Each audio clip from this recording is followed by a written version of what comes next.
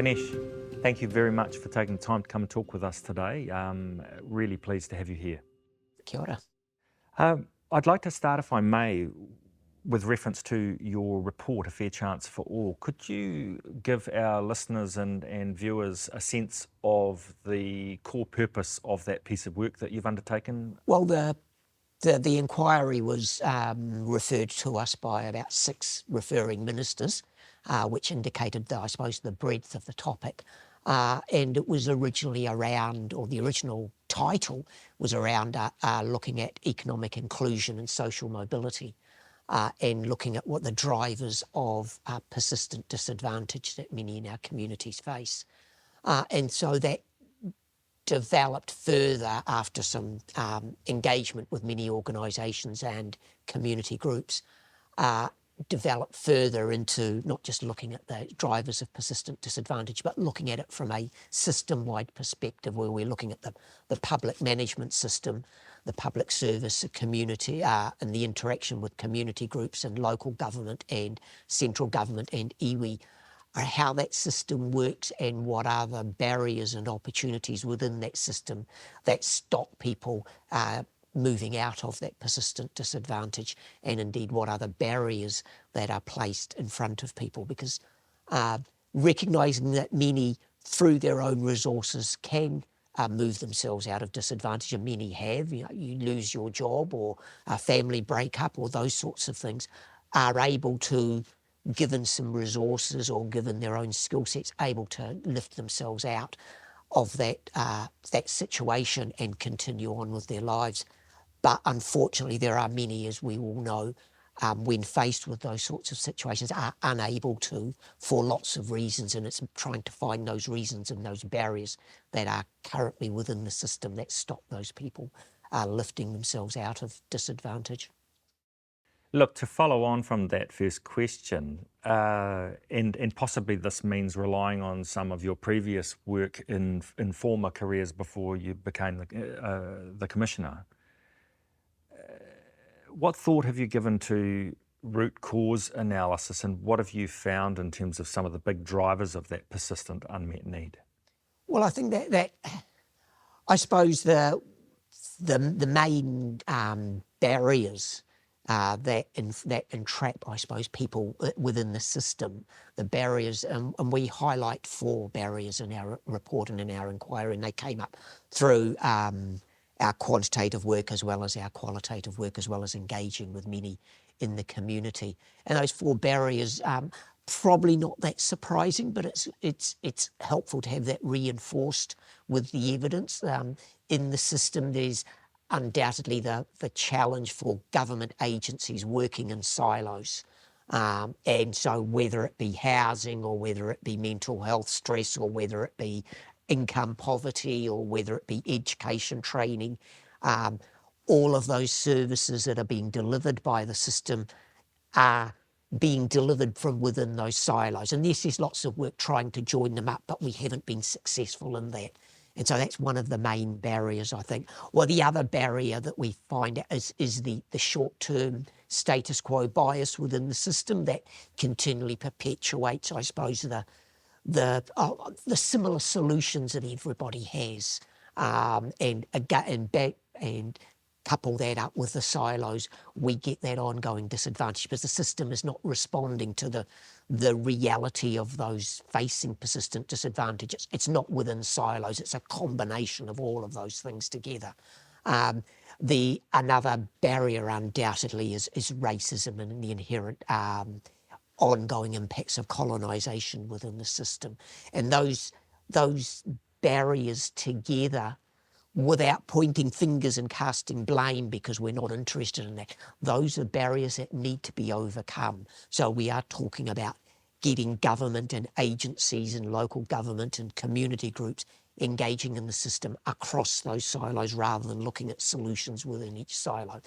And let's be open and honest about this. This is not a short-term solution. This is not we're not after short-term solutions. This is not a sticking plaster problem that we can plaster over and suddenly come out the other side. These are long-term challenges, and so we are after looking for long-term programs to embed in the system a way for people to, not just people, but individuals, families, whānau and communities to lift them out of this cycle of persistent disadvantage. So we're after intergeneration change. Ganesh, in our world, which is very much looking at things through a housing, a place and a community lens, that resonates very strongly for us, particularly the short-termism, and it mirrors very closely our experience when I think of my members and even our households in terms of their experience of those silos and other things. Are there any examples when you talked about bringing a more collective approach, a more collaborative approach together? Did you unearth any examples that might be held up as good examples where things are working better than in other places? Well, quite openly, we made a very strong recommendation about the importance of community groups and the importance of groups that are working in the system already and are being successful at arguably a relatively small scale, but are engaging well with their communities and looking at service delivery across a range of aspects of disadvantage. And I suppose one of the examples that we put in our report is Manaaki Tairawhiti. And so that's an iwi group that is contracted by various government agencies, and that's part of the problem, so that they are responsible and accountable in a contracting sense to different agencies for different deliveries. But the for want of a better word, and this may be offensive, but the product they deliver is much more cohesive. It's looking at family and whānau need across the silo. So it's not just housing, it's not just mental health support, it's not just training for jobs, it's across all of those agencies. So it's actually engaging with their clients, if you like, to highlight, identify what is going to work for them, rather than having a service delivery contract that is designed from Wellington or the system and say you have to deliver this. It's more the what will work and then redesign the delivery program that is actually going to work for those who need it. And I think that's the message that we send in our report is recognising the strengths of those community organisations and groups and empowering those communities through different contractual models to design their own programs, recognising that they need to be accountable, undoubtedly, for the dollars and the services they are delivering, but accountable over the longer term with the importance of the evaluations around the programs they are delivering. So going back to those in their communities and finding out what works and what doesn't work. And if it doesn't work, not going into the finger-pointing blame game, but going into the learning exercise about why hasn't it worked and how do we tweak and modify the programs we're delivering to make sure that it works next time. There have been some amazing lessons learned, unfortunately, due to significant social or human impacts such as COVID, also environmental impacts such as the cyclones and persistent and repeated flood events. It was quite extraordinary, I think, to observe the extent to which communities stood up when there was such pressure. I think the question here from my perspective is digging into the ever-increasing commitment that some of us make to clearly failing courses of action. So we have a product or a service or a funding stream or a policy that we have committed to, and despite repeated evidence that it's not actually delivering the outcome that we intended, we continue with that. Any reflections or thoughts from your perspective on the fulcrum or the point where we might be able to change that behaviour that we seem to fall into as human beings? Well, I think one of the core elements that we highlighted is that short-term focus that we've got to get past as an organisation, as that public management system, as community groups, and as a nation, I suppose. And are we serious about that long-term perspective? Are we serious about redesigning or reorganising our system, our product delivery, all of those sorts of things, that is going to actually build a better future for the next generation? Now, that's a challenge, and it's difficult for me to stand here and say we need to focus on the next generation when there are many currently in today's world who are struggling, and I don't want to downplay that at all. But and I think that's the challenge that confronts us, and it is for many, and this is not a criticism, but for many it is it's a task to just deliver the here and now, the food on the table, so to speak, or the roof over our heads. And that's not saying that's unimportant, but so it's, yes, we need to continue doing that, but we need to add on top of that a focus for the longer term. Recognise that we cannot continue to just paper over the cracks. And so that's or whatever other metaphor you'd like to use. And for too long, we have within the system, across many different government agencies and colours of government, we have continued to focus on the here and now, and without, and this is again not a critique, but focus on the here and now because that's what confronts us here and now. But we need to recognise that we cannot continue to put off the challenges of tomorrow. And in economics jargon, that's called investment. We do have to invest now and accept that the gains of that investment may not come through until the next generation. That's a serious long-term perspective that we've got to embed into our mindsets. If we are to then recognise it, we've got to stop doing what we are doing now, or stop doing the things that we know are failing, or that we know are just papering over the cracks.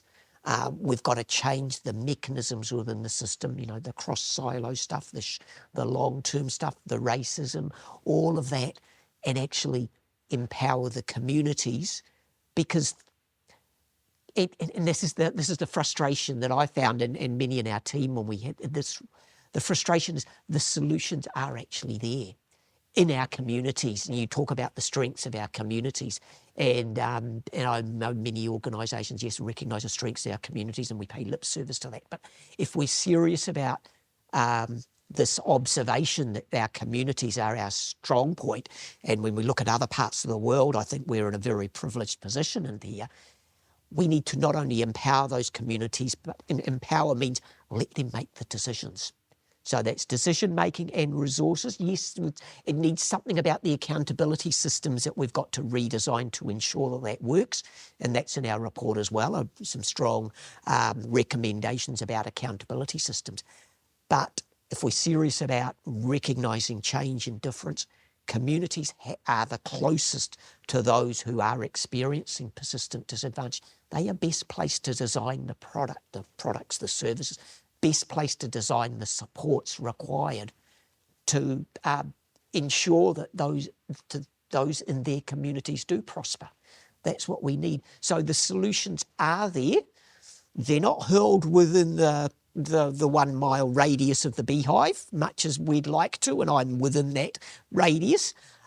But so those strengths in the communities, they have the solutions. Many of those solutions are well designed and they are there out there, whether it's Manaaki Tairawhiti, the Southern Initiative, other organisations, whether it's Whānau Ora. The Auditor General had some very nice words to say about the Whānau Ora program and some words about why it was not being picked up by other agencies. So let's recognise without critique that's the stuff that we're doing at the moment, or a large proportion of the stuff we're doing at the moment isn't working, but there is stuff out there that is working. So let's pick up that stuff and let's go with that, because that's where the gold is, and that's actually where our obligations lie, because we do have to make things work, because we cannot continue pretending that we can put off those long-term challenges. Thank you. I'm going to build on that and ask you to draw on your inner economist in a sort of sometimes it's a philosophical question. You used the word investment, and in some cases, what we observe is the contrast between an investment approach and a welfare approach. In some contexts, such as housing, we talk about the OPEX versus CAPEX conversation. Can you share your observations with regards to, perhaps this is at a really high systems level, the philosophical positions there? Well, it's, and I hate to use this, but it's not rocket science. Investment in an economic sense, and this is not financial, this is economic. Investment is effort, devoting time and effort and resources, our people, our minds, our best and brightest. It's about devoting that effort to deliver benefits in the future. That's what investment is. That's the CAPEX. The OPEX is spending for the here and now, which is fine, and it's not an either or. But if we're serious about having benefits in the future, we've got to do the investment now. And whether that investment is in the bricks and mortar, putting roof over our heads, or making school buildings so that our kids can go to school, or whether it's hospitals, or whether it's roads or public transport, or all of that. That's bricks and mortar investment that people can see.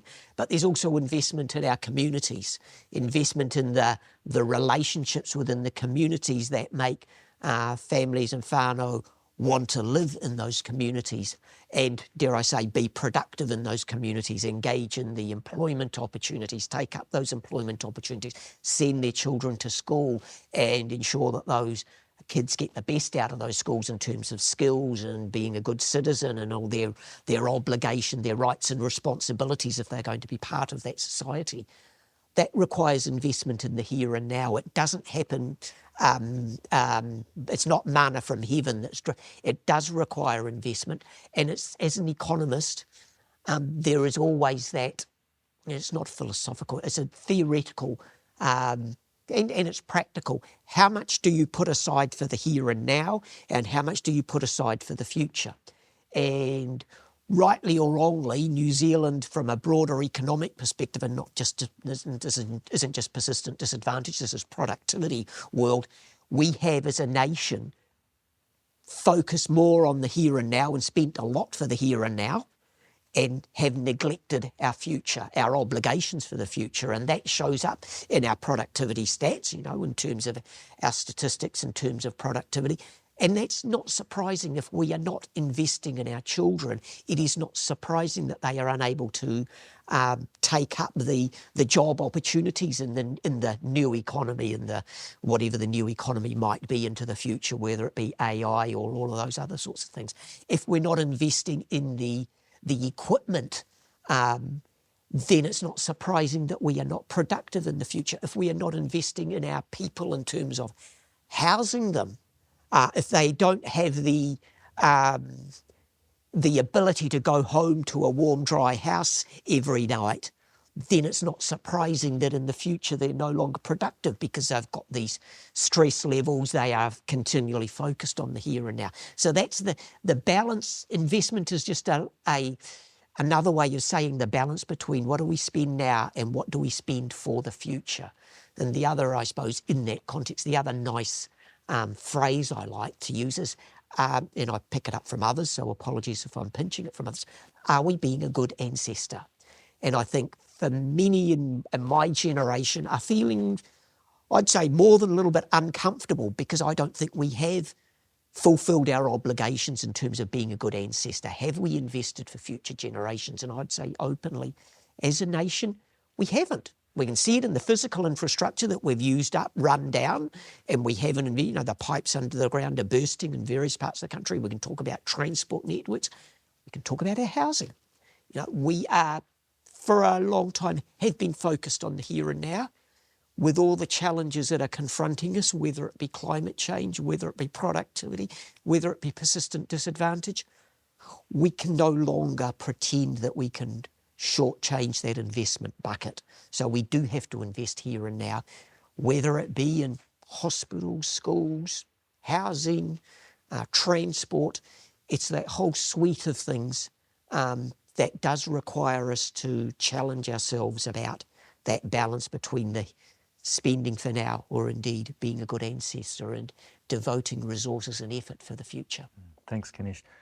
A Fair Chance for All, the report that you've published, has been very, very well received by the community housing sector, I need to let you know, and is deeply appreciated as a substantial and important document in terms of the extent to which it reflects our lived experience, both as organisations and players in the New Zealand housing system, but also reflects the experiences of the households that we walk alongside on a daily basis across the country.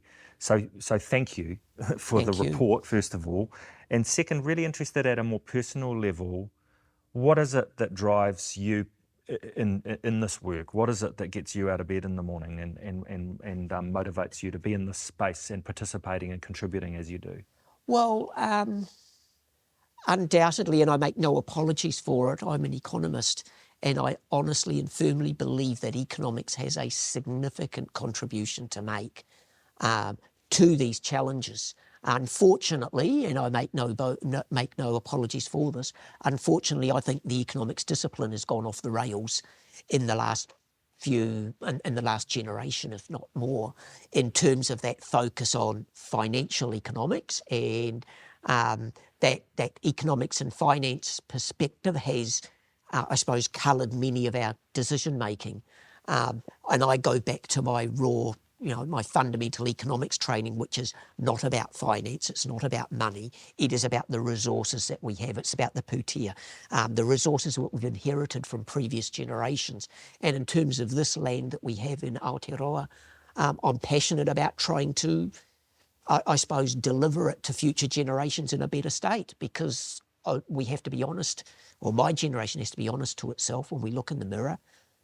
Are we comfortable with what we're handing on, given what we inherited? And I'm from a generation where, rightly or wrongly, and I don't want to be apologetic and I don't want to feel guilty, but I'm from a generation that had it reasonably good. And I do want to pass that opportunity on to the future, because I do think we have that. We have a challenge, but we have those solutions at our fingertips. We just need to recognise those solutions and put, I suppose, be courageous enough to pick those up.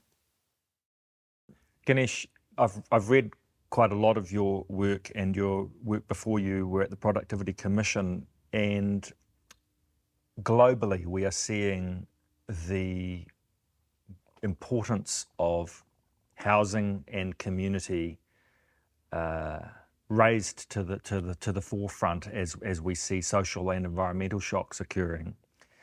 In the New Zealand context, as in many OECD countries, we have what we could call a housing crisis. Interested on your reflections in terms of the genesis and root causes. I suspect there are more than one. I mean, some commentators talk about neoliberal economics and the transformation of the late 80s and early 90s.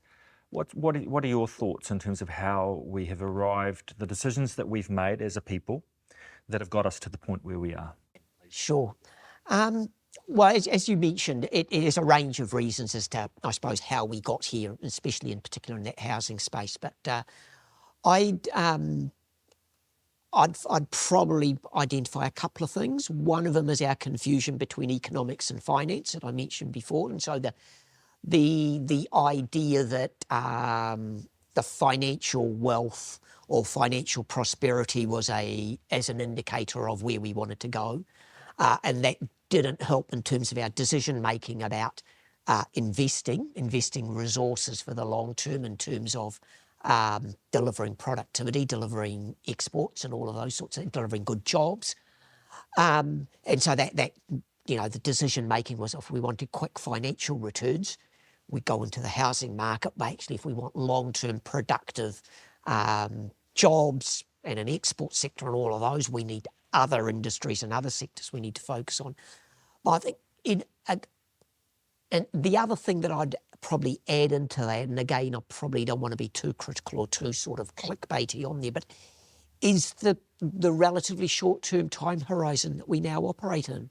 our time horizon for decision making, our time horizon for behaviour, and this is, and everybody points to the 3-year election cycle, but this is more than that. We've got businesses operating to very short term, and now it's clickbait, but even before the internet, I'm talking of my generation, the time horizon for decisions, the time horizon for expectation of return has been truncated and truncated.